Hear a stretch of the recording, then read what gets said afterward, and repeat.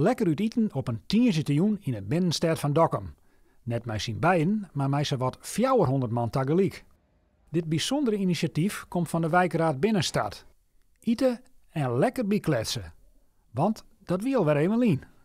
Als je geen jaarvergadering kunt houden, en je kunt wel een keer een enquête houden, maar hoe ontmoet je elkaar dan?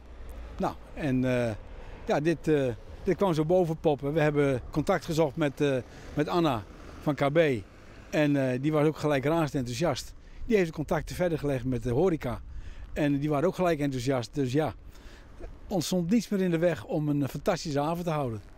Door de coronacrisis is het contact tussen de bewoners van de binnenstad een stuk minder worden.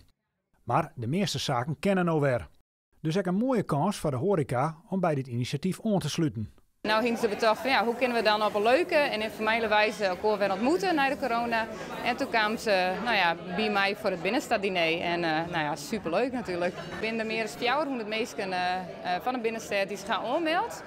Op een score van 1200 binnenstadbewoners is dat echt fantastisch. En er binnen alle horecazaken in Dokkum die echt binnen de bolwerken zitten. En die winnen al je voort enthousiast en woeden al je gelijk meedoen. En dus dat is echt een geweldige samenwerking. Voor de haast 400 iters is het een mooi en lekker uitje in eigen stad. En kennen ze in de kunde komen met Dokkumers dat ze oors net zo vaak mee praten. We hebben eigenlijk op tafel hebben we alle restaurants neergelegd, de kaartjes.